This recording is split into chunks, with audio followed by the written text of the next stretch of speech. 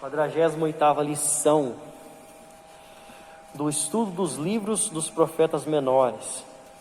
Hoje nós vamos iniciar o estudo de Miqueias. Vai ser a introdução do livro. Nós vamos ver alguns versículos do livro e um pouco por fora também, só para a gente dar entrada neste novo livro que nós vamos começar. Miqueias também não é um livro longo, né? É um livro de 7 capítulos também. É sempre interessante isso, porque os profetas menores têm livros curtos, né? O ministério deles, eles são profetas menores porque o ministério foi um ministério mais curto, né? Deus usou ele por um período menor do que os profetas maiores, mas a importância deles é tanto quanto a dos profetas maiores. Que não é por questão de importância, mas por questão de durabilidade do ministério, o tempo que eles exerceram a função de profeta. Então, aqui nós entramos mais um profeta Miqueias, que profetizou no sul, né? Nós continuamos falando aqui do reino do sul, reino de Judá, Benjamim, e o título da lição é Introdução do livro de Miqueias, e vamos lá. Primeira coisa, o autor era o próprio Miqueias. Ele era morador de Moresete. Moresete é uma vila ao sudoeste da Palestina. Então, na parte sudoeste de Israel, fica a vila onde ele morava, né? A data desse livro é de 700 anos antes de Cristo. E o nome dele significa quem é como Javé, quem é como Deus. O nome Miqueias. Pode passar? Você vê, esses profetas, quase todos eles nasceram em cidade pequena, né? Vila, campo. Muito difícil um deles nasceu em Jerusalém, cidade grande. Não me lembro de cabeça, não. Bom, o profeta, enquanto Oséias profetizou às 10 tribos de Israel ou ao reino do norte, Isaías, a corte em Jerusalém. Então, enquanto um profetizou a 10 tribos de uma vez só, Deus trouxe para ele profecia para as 10 tribos, né, que foi o caso de Oséias que nós estudamos. E Isaías, que já não é dos profetas menores, dos profetas maiores, ele foi profetizar a corte. Ele era um homem importante, ele falava diretamente com o rei. Tanto é que fala que ele sentiu muita tristeza lá em Isaías 6, quando Uzias morreu. Fala no ano da morte do rei Uzias. Ele sentiu muita tristeza, porque ele estava junto com o rei sempre. Ele era um profeta da corte, ficava lá dentro, né, do palácio. Então, enquanto ele profetizava a corte em Jerusalém, Miqueias pregou a gente comum de Judá. Então ele foi aquele profeta que ficou no meio do povo, que falou às pessoas, né? Não a corte, não a realeza, não a grandes tribos, não, mas ele ficou lá em Judá, falando para o povo, conversando diretamente com o povo, profetizando do meio do povo. Geralmente os profetas ficavam junto com o rei e era comum vir com eles, porque os reis ameaçavam, né? E eles estavam ali juntos.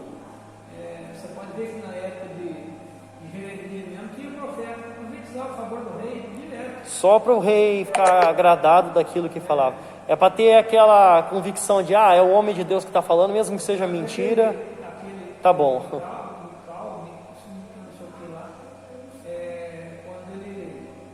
Isaías falou para Jeremias que o povo de Israel ia ser liberto, que o povo de Israel ia quebrar aquela câmera lá, ia fazer uma rica, e era tudo mentira. Jeremias voltou, cabeça baixa, triste, porque ele sabia que não era aquilo. Deus mandou ele voltar lá e profetizar com um tipo de homem. Aquele homem morreu na mesma hora que ele foi profeta. Ele sabia que era mentira, mas ele não falou nada porque ele era um profeta mais velho. Ele era mais novo e ele não era no reino. Exato. E aí ele foi embora. Aí Deus fala para ele, não, volta lá e profetiza que ele vai morrer, porque ele falou o que eu não mandei falar, né?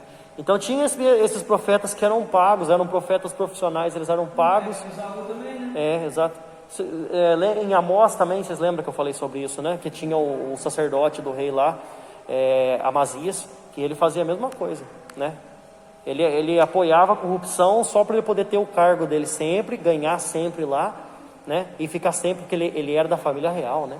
Ele era um sacerdote da família real, ele servia no templo em Betel, naquela época do bezerro de ouro. Então, para ele estava muito bom lá, mesmo que ele estivesse fazendo tudo errado, eles não eram punidos por nada mesmo.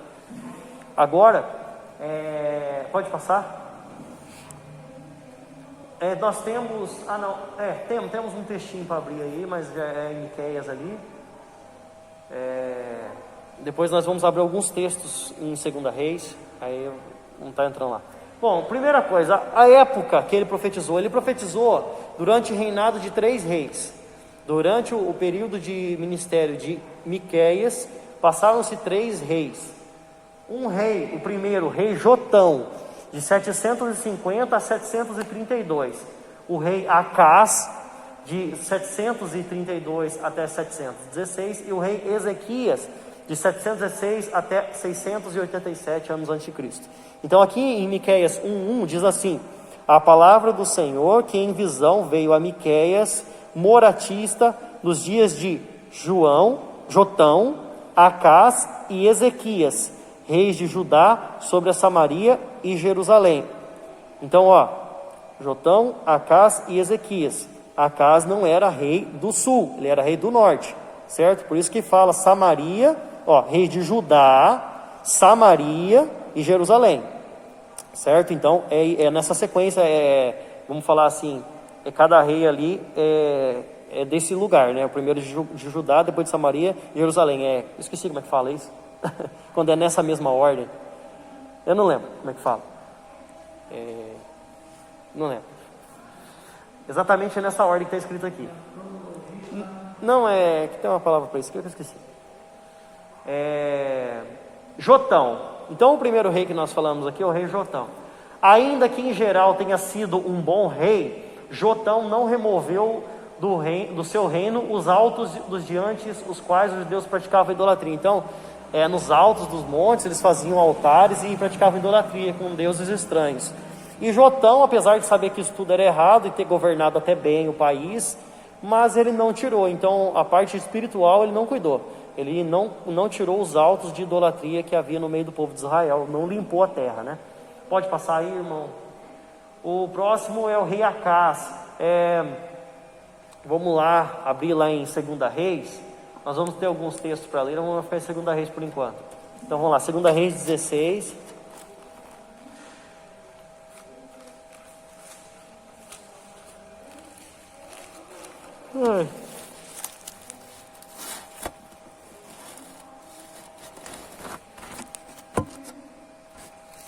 Segunda Reis, capítulo 16, versículos 2 até o 4. Eu vou ler o primeiro aqui, depois continua a sequência de leitura. Todo mundo já achou? Amém. Segunda Reis 16, 2. Tinha Acás 20 anos de idade quando começou a reinar e reinou 16 anos em Jerusalém. Não fez o que era reto perante o Senhor, seu Deus, como Davi, seu pai. Porque andou no caminho dos reis de Israel e até o seu filho fez passar pelo fogo segundo as abominações dos gentios, que o Senhor lançara fora diante dos filhos de Israel. 4. Também sacrificou e queimou os incensos nos altos e nos astérios, como também debaixo de todo o arvoredo. Certo? Uma coisa interessante aqui, né? Sacrificou e queimou incenso nos altos. Então ele nem tirou os altos, mas ele ainda fez idolatria. E nos outeiros. Outeiros são os montes, né? Como também debaixo de toda árvore frondosa. Gente, quem que faz? Quem que faz idolatria ou sacrifício debaixo de árvore? É o quê? É macumba. Isso aqui, olha para você ver como é que o negócio é antigo. O rei de Judá, o rei em Israel, Jerusalém, fazia idolatria e fazia até bruxaria. Olha como que estava corrompido. Na época de Acás, olha, para falar a verdade, o Acás, ele foi o pior rei que houve na terra de Israel. Foi o pior rei que houve do Reino do Sul, né? O pior que teve, não teve pior do que ele. Ele fez muita coisa errada, ele casou com a mulher errada, ele fez assassinatos, homicídios que não tinham justificação, e e ele fez muita idolatria no meio do povo. Ele corrompeu o povo estrondosamente. Foi preciso Deus tirar ele do meio de Israel. Vamos continuar aqui. Então, foi um rei ímpio que adotou a política pós-Assíria, pró-Assíria, em cujo reinado ocorreu exílios da tribo do norte. Agora o rei Ezequias. Ezequias foi um dos melhores reis de Judá.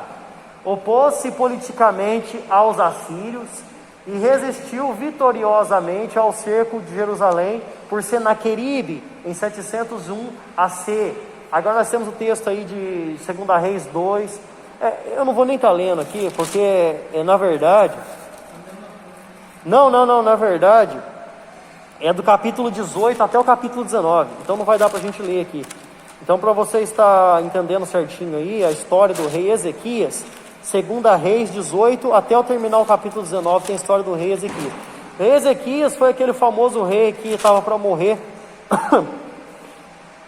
e Deus ainda deu mais 15 anos de vida, né? A hora que ele deitou de lado, orou a Deus, porque Deus tinha avisado a morte dele, e o Senhor deu mais anos de vida para o rei Ezequias. Pode passar, irmão. Ele mandou matar todos os informantes sem ser, né? Foi. E quando Deus mandou Ele foi atrás de um. ele foi atrás dela para falar. Exatamente. Foi o primeiro rei, o primeiro rei do povo. Nessa época ainda, nem estava dividido as tribos ainda, nem estava dividido o reino do norte e sul. Era uma coisa só. Vamos lá. Para os camponeses, os moradores das vilas, foram tempos de tormento frequente nas mãos dos exércitos inimigos. Então teve muita invasão inimiga, né? Nós vemos ali que no tempo de Ezequias teve a invasão de Senaqueribe, né? E teve as outras invasões na época aqui dos profetas. Então, a miséria decorrente da exploração pelos ricos, do capítulo 2, vamos voltar lá para Miqueias?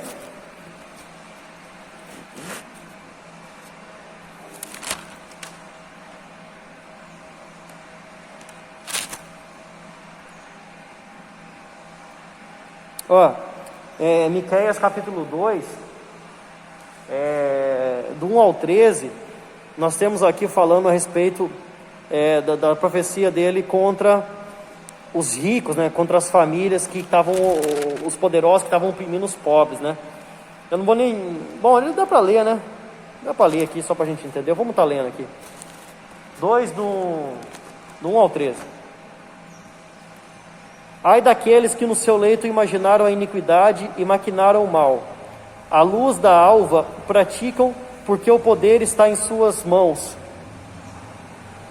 Cobiçam campos, arrebatam casas e as tomam, e assim faz violência a um homem, a sua casa, e uma pessoa a sua herança. Pode ler?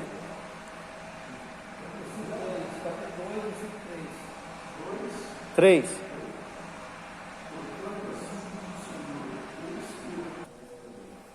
Então aqui, nós acabamos de ler, vocês prestaram bem atenção o que eles falam aqui.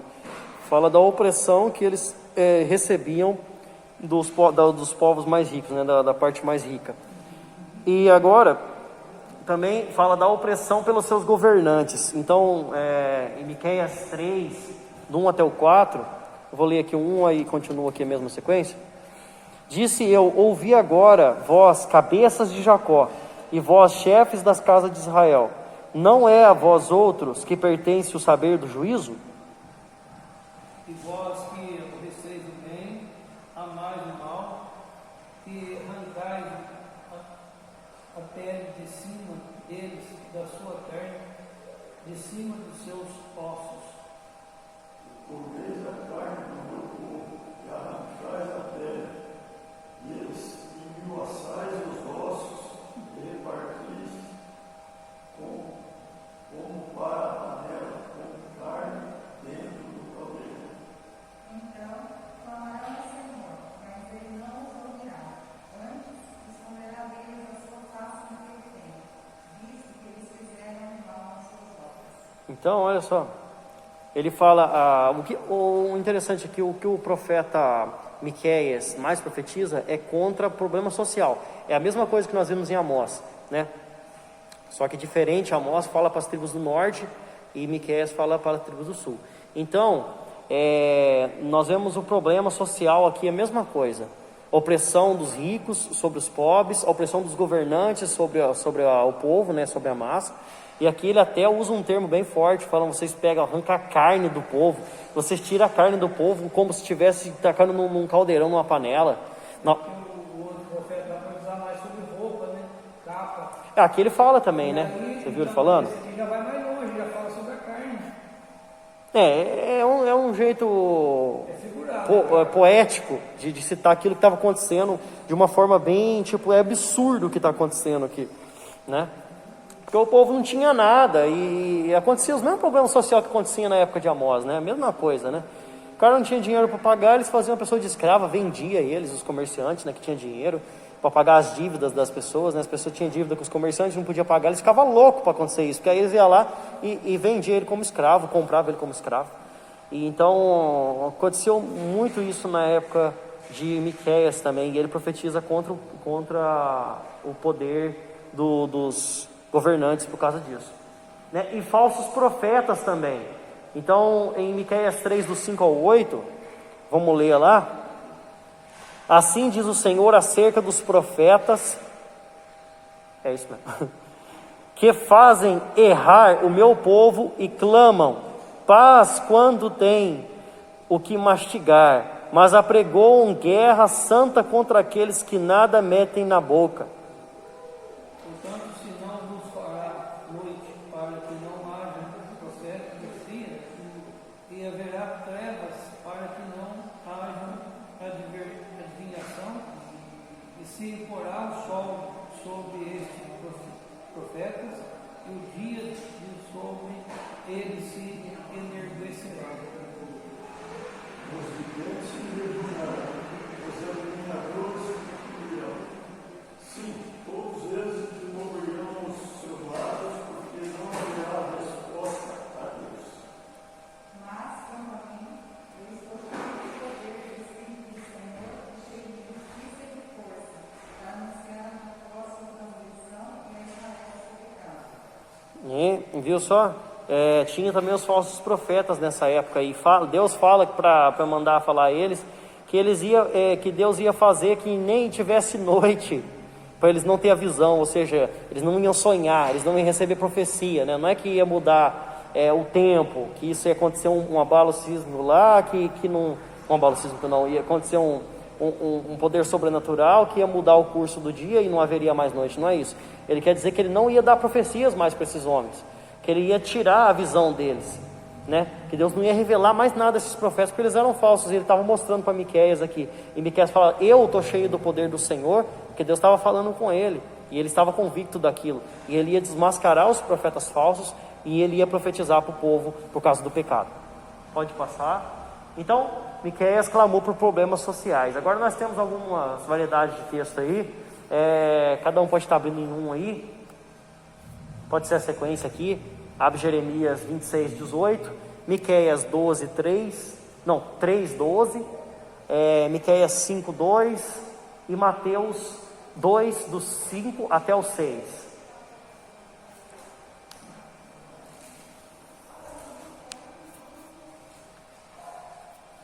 Então, o conteúdo do livro. 3 importantes citações de Miqueias são encontradas em outras partes da Bíblia. A primeira, uma delas salvou a vida de Jeremias. Jeremias 26, 18. Miqueias, o moralitita, profetizou nos dias de Ezequias, rei de Judá. Falou todo o povo de Judá, dizendo, assim diz o Senhor dos exércitos, Sião será lavrada como um campo, e Jerusalém será tomada em montões de pedra, e os montes destas casas como os altos e os bosques. Então, Jeremias profetizou, fez lembrada. Jeremias fez lembrada A profecia de Miqueias. Agora você lê lá em Miqueias 3:12. Esse profeta aí foi na época de Jeremias, né? Foi. Ele estava em Jerusalém e ele estava no cativeiro. Esse profeta foi no cativeiro. Esse aí foi e aquele outro também. Você estudou, nós estudamos primeiro. Ezequiel, Não. Ezequiel também estava. Não, mas nós estudamos aqui, ó. É outra, não, foi o. Antes de João, depois de João, qual que nós estudamos? Oséias? Não, eles não tiveram no cativeiro. Um profeta desse estava no cativeiro junto, na mesma época de Jeremias. E lá ele profetizou sobre Jeremias também. Jeremias foi cativeiro babilônico. Lê aí Miqueias 3:12. Portanto, por causa de vós, Sião, será lavada como Jerusalém, que se tornará montes de terras, e montes desta casa com os novos depósitos. Viu? A mesma profecia que Jeremias cita é a profecia de Miqueias. Ele faz lembrada a profecia que ele fez, né? Jeremias 26:18, né? Então, aqui é uma das citações.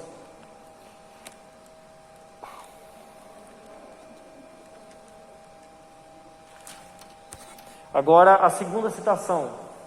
Os sacerdotes e escribas mencionaram Miqueias 5:2, em resposta à pergunta de Herodes quanto ao local do nascimento de Jesus.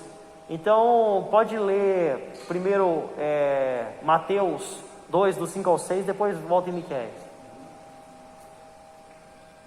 Em Belém da Judéia, responderam-se a eles, porque assim está escrito por intermédio de Moisés.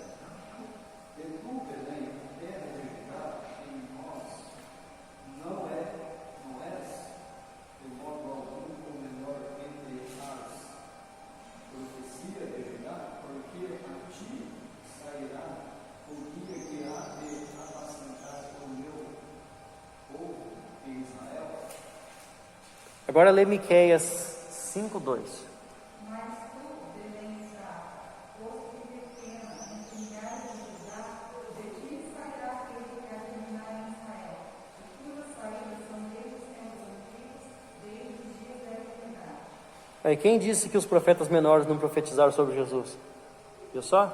Os sacerdotes e escribas mencionaram para Herodes o local do nascimento de Jesus. Olha só, porque ele queria saber onde ele ia nascer, né? O Messias. E aí,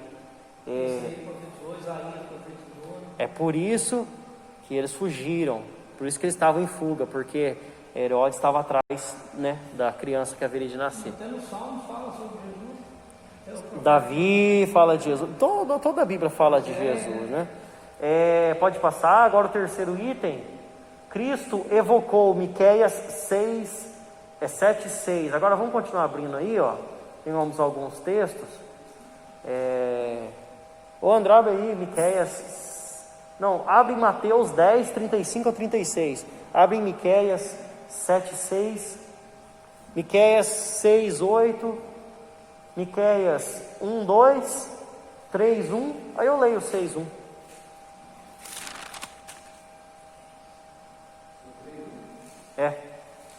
1, 2, 3, 1, 6, 1. Cristo evocou Miqueias 7:6 ao comissionar os discípulos pela primeira vez. Pode ler Mateus aí? Mateus 10, 35 a 36. Porque eu vim pôr em dissensão o homem contra seu pai, e a filha contra sua mãe, e a nora contra sua sogra. E assim os inimigos do homem serão seus familiares. Mateus?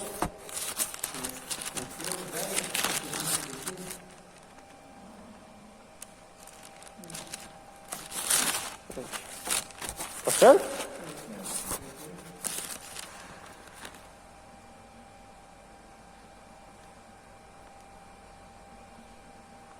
Eu acho que a referência está errada. Agora lê Miqueias 7:6. porque o filho desprezará o pai, a filha isso levantará mesmo. contra sua mãe, a nora contra a sogra, e o inimigo dos homens são os seus próprios, da sua própria casa. Exato, é isso mesmo. A citação de Miqueias é a mesma que Jesus faz no Novo Testamento. Miqueias 4 é uma das mais importantes descrições bíblicas da glória futura de Israel.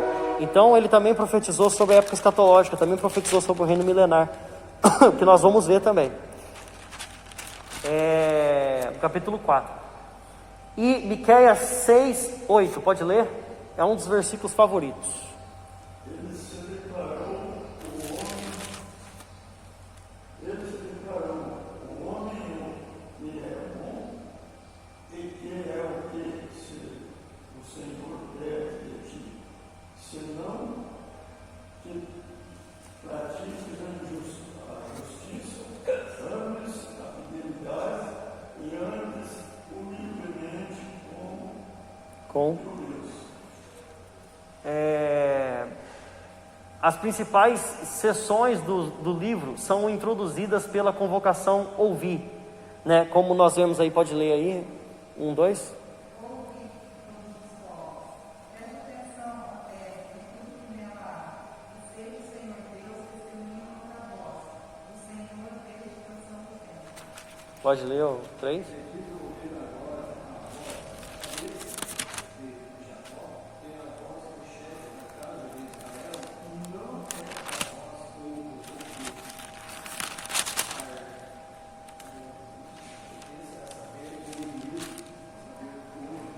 Aí o 6, ouvi agora o que diz o Senhor, levante e defende a tua causa perante os montes e ouçam os outeiros a tua voz. Então dá uma característica do livro dele, sempre começa com ouvir, né? Pode passar. E agora a gente vai estar vendo um resumo ali, uma tabela falando do que nós vamos estar estudando nos próximos domingos aí, certo? Primeiro é a epífage, que é o versículo 1, que é a apresentação da carta. O segundo o tema, nós vamos ver, é a mensagem de destruição para Samaria e Judá. Então, Samaria do reino do norte e Judá no reino do sul.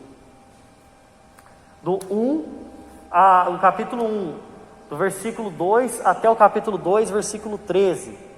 Aí nós temos duas subdivisões. A revelação do juízo vindouro, do 1, 2 até o 16, no capítulo 1 até o 16. As razões para o juízo vindouro, o capítulo 2, do 1 ao 13, pode passar.